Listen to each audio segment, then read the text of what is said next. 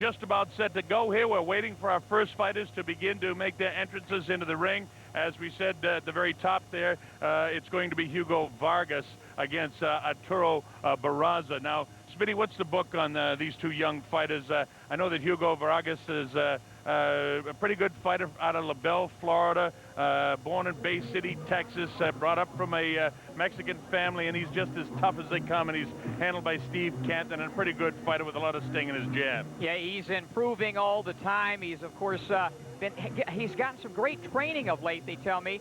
Best punch is the left hook. Of course, he's a conventional fighter, but his best punch is the left hook, and he really likes to go to the body, so it's always great to see those guys named Vargas, going to the body. And again, I've seen him in action one time, but 2-2 with 2 KOs, so obviously he'd like to get over the 500 mark. All right, Smitty, let's take a look at the tail of the tape for the first fight, and we can tell you how these guys stack up against each other. It'll show us that their height is just about exactly the same at 5'6". You see that Vargas is about a quarter-pound heavier. He's 1 year younger, and he's a quarter-inch shorter, or has a quarter-inch shorter reach. You see the age difference there, 24 to 25. Basically, these guys are exactly the same size. And interesting, talking about Barraza, and he's fighting Vargas. He's been training with Fernando Vargas. That's right. And now we take a look at the Michigan rules, and kind of interesting because they're a little bit different than most rules. It's a 10-point must scoring system. That's the same. But they have a standing 8 count here. Also, the 3 knockdown rule is in effect. You can be saved by the bell in the final round only, and of course, only the referee can stop the fight. And if we get into any situation with the accidental headbutts, we'll explain all the butt rules as they become pertinent to the course of the fight. But basically, less than half the rounds complete, and it's a technical draw, and they go to the scorecards if they get past half of them. Okay, we're ready for Arturo Barraza to make his ring appearance. Now, we talked about Vargas, but Barraza's an interesting study, too. He hails from Oxnard, California, from that, what do they call it, the Cocina Boxing Club out there? Right, Fernando Vargas, part of that. He's also been doing training with the Roberto Garcia group, and had some great sparring with former champion Cesar Pazan, the former lightweight champion. Well, he's supposed to have had 15 amateur fights. He turned pro just a year ago, and then after his amateur career, he had a bit of a layoff, and he got back into the gym and decided that he wanted to be a professional fighter, and he's got a really good jab. He says he'll rely on his jab, but he's the type of guy that is good on his feet. He really will move laterally if he has to, but he likes to mix it up on the same hand. So, I mean, he sounds like a pretty complete fighter. Haven't seen the kid fight, but he's 2-0 with 1 knockout. He loves to use the left hook, and that's pretty much the book on him. And how many guys, though, in their 3rd pro fight are part of not only television, but pay-per-view television? Well, that's for sure. This is a great opportunity for him to be involved. He's worked with some world champs. He actually had the opportunity, I think you mentioned that he did work with Fernando Vargas, but also Robert Garcia, who trains him. He's been in sparring sessions with him. There's Robert Garcia right there. And also Yuri Boy Campos and Panchito Bajado. So he's had a pretty good opportunity to train against some of the best. So we'll find out how good he is against Hugo Vargas when Hugo makes his way into the ring. 3rd man in the ring tonight is going to be Ron Cunningham for this first fight. He's from Ann Arbor, Michigan. And now we await the walk of Hugo Vargas. And he should be presenting himself very shortly here for our very first fight of the evening. And here he is. You see him in the colors of the Mexican flag, and his family is from Mexico, although he was born in Bay City, Texas, fighting out of La Belle, Florida. He's one of the SJC fighters of Steve Canton. Steve and his wife handle him. And he started boxing 4 years ago. He, is 24 years old, so starting at 20 years old is kind of late. Yeah, but let me tell you a great story about him, Bob. He came to Steve Canton a few years back and said, hey, I want to be a fighter. At that time, he weighed 180 pounds. Steve said, you got 2 choices, either gain 6 inches in height or lose 40 pounds. He did the latter, and here he is today, and that's already a victory in terms of his physique and his health. Boy, that's a remarkable story. Well, I see our ring announcer, Jimmy Lennon Jr., standing by, so we're all set to get our first fight of the evening underway. Without further ado, let's go to the classiest ring announcer of them all, the Hall of Fame announcer, Jimmy Lennon Jr. Ladies and gentlemen, a very good evening to you, and we welcome you to the Pontiac Silverdome here in Pontiac, Michigan. as we have a big night of action in store for you, and it's all brought to you by Peter Klemke's Revolution Fighting in association with Spring Communication, is sponsored by Legend Mobile. Well, fans, tonight's action is sanctioned by the Michigan State Boxing Commission. Our physicians appointed at ringside, we have Dr. Jules Reinhardt and Dr. Morris Gales. Timekeepers at the bell, also keeping count of the knockdowns, introducing Joe Collins and Marge Kazemka. Introducing our three judges scoring tonight's action throughout the evening, we have Dario Chiarini, Rosemary Grable, and Jim Homayan. Introducing at this time our referee in charge. He will be giving instructions after the introduction, Ron Cunningham. All right, fans, here we go. Junior welterweights in the ring and about scheduled 4 rounds of boxing. I introduce to you first on my left. He is fighting out of the red corner, wearing brown trunks with gold trim, fighting out of and representing La Colonia Boxing Club in Oxnard, California. He weighed in at 140 3/4 pounds, undefeated in his young campaign to the ring with 2 wins, no losses, 1 win coming by way of knockout. Introducing Arturo Gonzo Barraza. And his opponent across the ring on my right, fighting out of the blue corner in this 4-round attraction, wearing white trunks with red and green trim. He joins us from La Belle, Florida. His weight, 141 pounds. His record is even up with 2 wins, 2 losses. Both of his wins coming by way of knockout. Ladies and gentlemen, please welcome Hugo El Chaco Vargas. Once again, it's Ron Cunningham, our referee in charge, now to give instructions 4 rounds. Okay, you both know the rules of the state of Michigan. I expect a good, clean fight. When I say break, both of you guys stop punching, take a step back, okay? Protect yourself at all times. Okay, the belt line, right here, okay? This is good.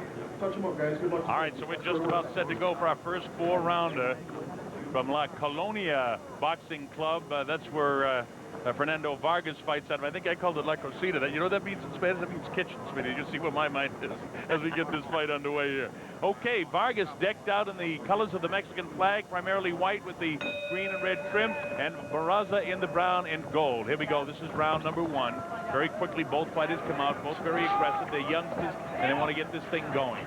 It's cool, and both of them have broken a bit of a sweat. Barraza seems to have more of a sweat. It's, I would say, someplace around 55 degrees inside here. You're a former fighter, Speedy. How does that affect you? That's a very important thing to bring up, Bob. The fact that, you know, these guys needed to be in the 3rd round in terms of preparation and warming up before they got in there. It's very cool here at the Pontiac Silverdome, and that's going to be important how it's only a 4-round fight.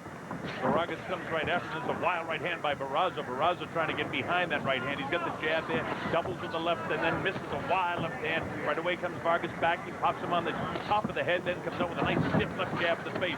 2 misses by Barraza. Barraza takes 2 light blows to the side of the head. That's a great right hand by Vargas. And Vargas got clipped with the right hand as he was throwing it by Barraza. Not only clipped with the right hand, he's sticking up his chin a little bit, Vargas, and Barraza's trying to turn that left hook over after the right hand. Here comes Barraza on the attack now. Vargas knows that he wants to get in there, land the jab, try to double with the jab and get the right hand behind it. Instead, it's Barraza again. He's got kind of a sneaky right hand because he moves off to his right. He lashes out with his left hand, moves to his right, throws his right. Pretty good idea on how to land a right hand from the blind side. It's always interesting to watch fighters when they work with so many different guys. He's worked with Bazan, he's worked with Vargas and Garcia, to see what they pick from those guys' styles and how they implement that into their own attacks. Coming forward again is Barraza kind of forcing the fight now where Vargas was doing it in the opening seconds of the fight.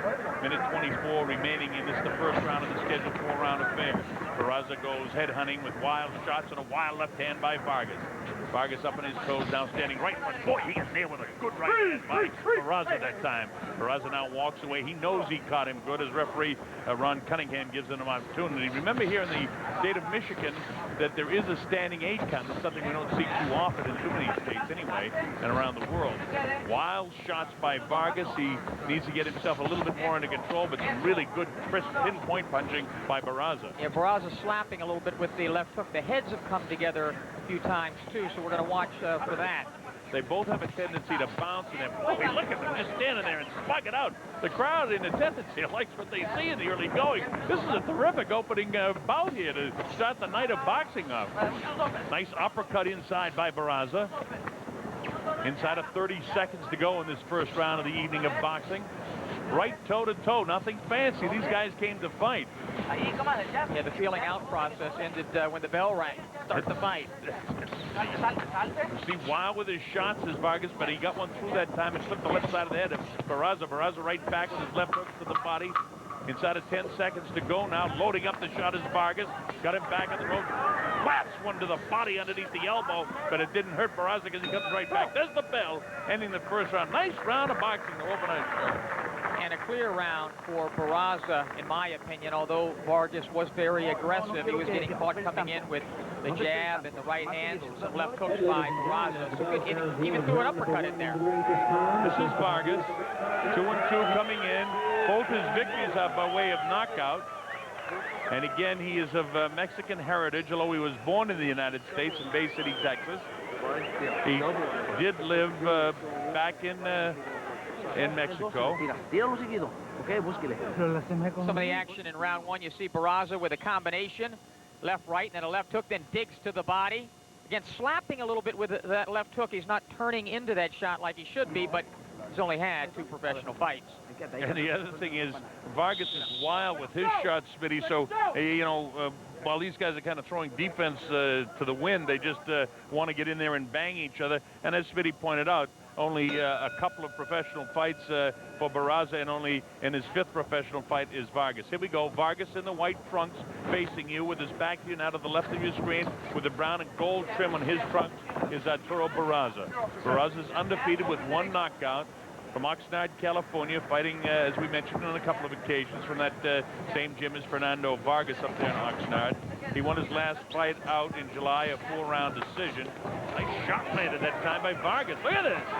Well, what would really help Hugo Vargas would be to utilize his own jab coming in. Even though Barraza's throwing a lot of jabs, I think that Vargas should use his own jab, if for nothing else, as a range finder and a gap closer. Well, Vargas opened the first round like this and then kind of gradually gave it away. He landed a crisp right hand in there, dropped another light right hand on the temporal bone of Barraza. Barraza trying to come back with his combination, but Vargas beating him to the shots right here.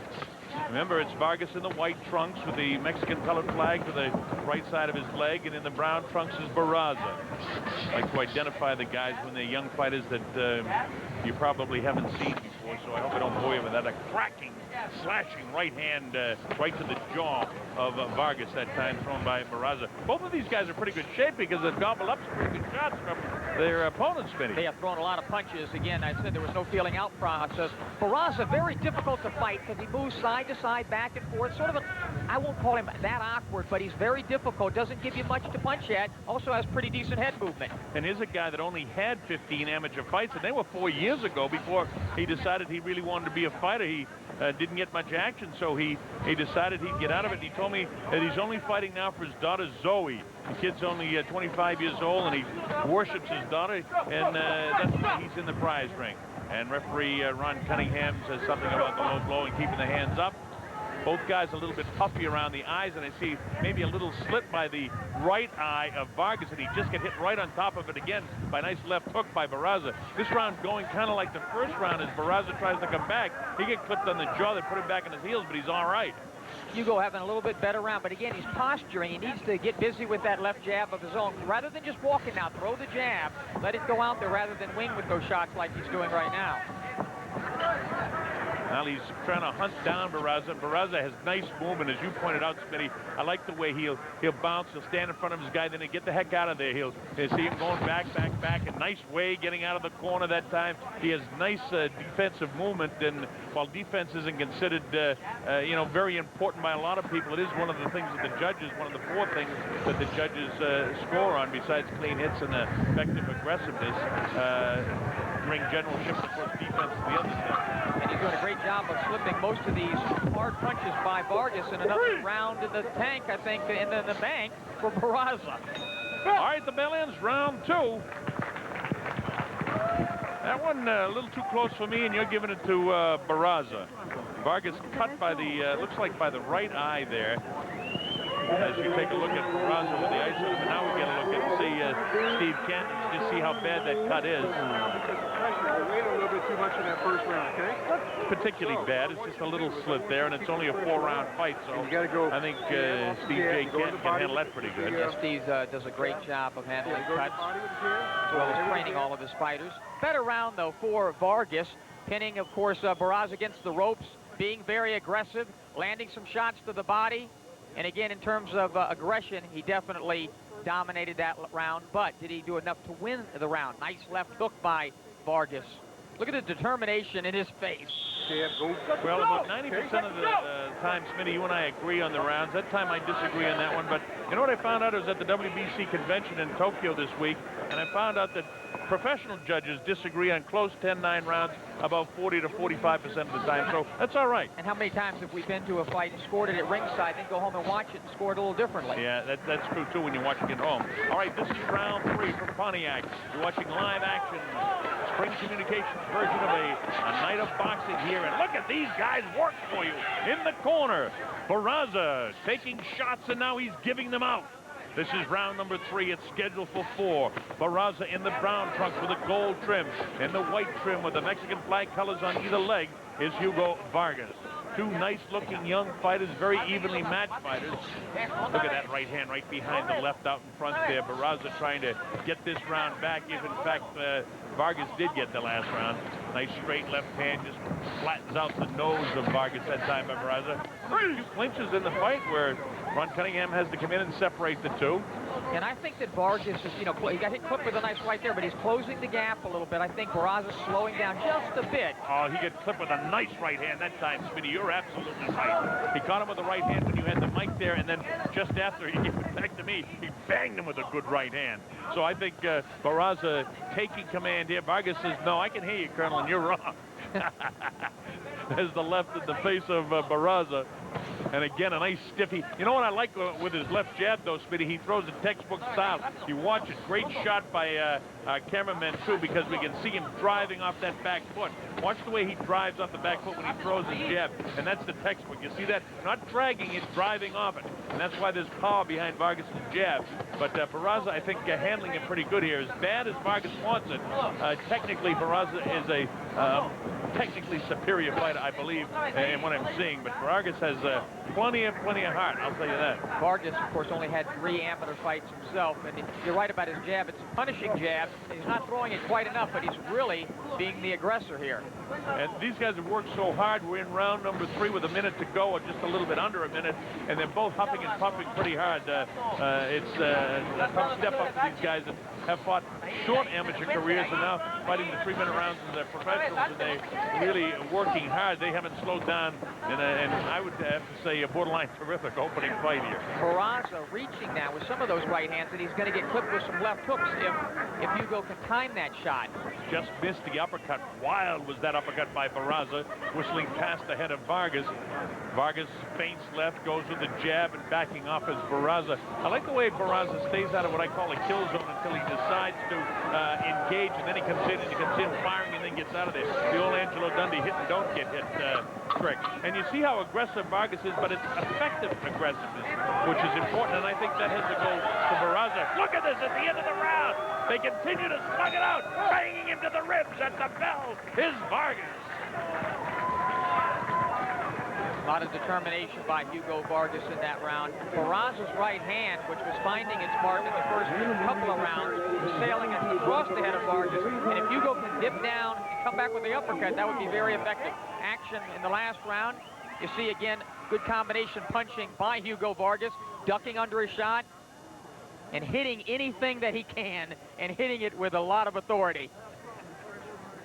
All right, our next fight coming up will be Freeman Barr taking on Michael Coker. And you see them getting ready in the training room. Freeman Barr and Michael Coker. That'll be a 10-round super middleweight affair. Freeman Barr, really good #1 ranked guy for 20 months. And Michael Coker, a guy that did most of his fighting in the Army, a terrific fighter. We're going to see just how good he is. His record isn't too impressive as a professional, but he hasn't been handled too well either. So you can throw that to the wind. Here we go. This is the 4th and final round of our first fight of the evening. Hugo Vargas in the white trunk trying to come on. He needs this round, I would say, very bad if he's going to win this fight. I gave Barraza the last round, Smitty, so we're pretty much in line with the way we're seeing this fight.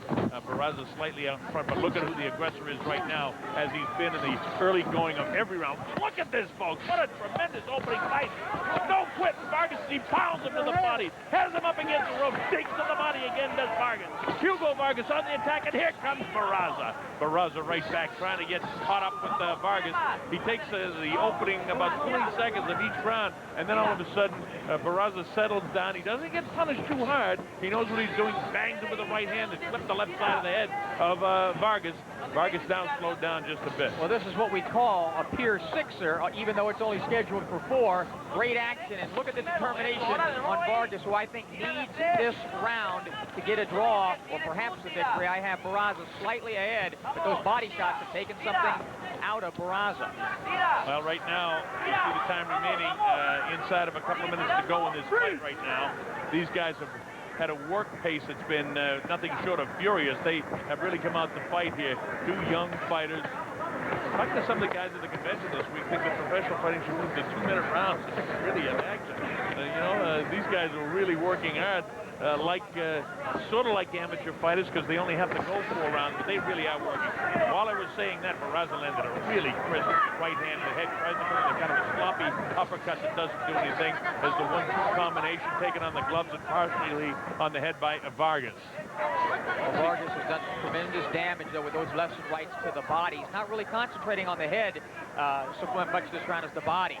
Well, he loaded up the right hand that time and almost, and you said Barraza better watch himself, but he almost walked right in to a right hand. Reminding me of the time that Francois Bota was cruising along through 5 rounds and walked into a right hand of a guy by the name of Mike Tyson. But he didn't quite land the right hand. He just grazed him with the right hand. Had he caught him, it might have been a different story, but he didn't get him. And that might be the difference in the fight. There's only 45 seconds to go here. Digging body shots again, and the body shots, if this were a longer fight instead of a 4-rounder, definitely would take a toll on Barraza, because Vargas has done a nice job in landing body shots. There's another one, not as good as some, but good enough to, cause some damage anyway. Well, he certainly has slowed Barraza down tremendously with that body attack, and now Barraza's not really concerned about committing with that right hand, as he is just surviving and getting out of this round, which is a Vargas round with only 10 seconds to go, and this fight would not surprise me if it ends up being a draw. Well, it has all the makings of it, and it's a terrific fight, I'll tell you that. Inside of 10 seconds to go, and look at this at the closing bell. Barraza and Vargas still have no quit in them. There's the bell ending the fight, and I'll give that to Vargas. And I've got it to draw on my scorecard. I've got it 38-38. I gave Vargas 2 and 4, and Barraza 1 and 3. Well, we scored the rounds differently. Same outcome. I have it at 38-38 draw. Well, we'll see how the judges see it. There's 3 judges in attendance here that will give us the official score. And no matter what they come up with, it was a terrific fight to open our boxing card here. Vargas really came out with a lot of aggression in this 4th and final round. Look at his face, look at his determination, look at the body work, pounding both sides of the body of Barraza with barrages of punches to both sides. Certainly dominated that last round, which may have been enough to get him to victory or at least a draw. Well, we'll see how the judges see it. We had it both the same way, and there's 3 judges in attendance that will have at least a couple of the rounds were very, very even, so we'll see if the judges see it the same way, or it'll only be a moment and we'll have it all as Jimmy Lennon Jr. will collect the scorecards and we'll make it official for you. But again, a terrific opening fight for a night of boxing here. Don't forget we have Freeman Barr coming up against Michael Coker, then the world-ranked Junior Jones against Ivan Alvarez, and then the main event, Christy Martin and Mia St. John, and we might even be able to sneak in another special fight for you if we have time. We'll see how these fights go. But Christy Martin and Mia St. John is why we're here. The women have been dogged by Lucia Rica, who's here with Emmanuel Stewart. She wants the winner of this fight. I think that perhaps Johnny McClain and Layla Ali may want a piece of certainly another pay-per-view. They made a fortune when she brought the Foreman girl, rather Jackie Frazier lied. All right, Jimmy Lennon is standing by there, and we're all set. Let's see if Vargas does get the nod. Here's Jimmy Lennon Jr. Ladies and gentlemen, after 4 rounds of action, we go to the scorecards with a majority decision. Here are the score totals. Judge of ringside, Rosemary Grable, scores about 38-38, even a draw. Overruled by judges, Jim Homayan, who scores about 40-36. Dario Chiarini scores at 39-37 in favor of the winner, Hugo El Chaco Vargas.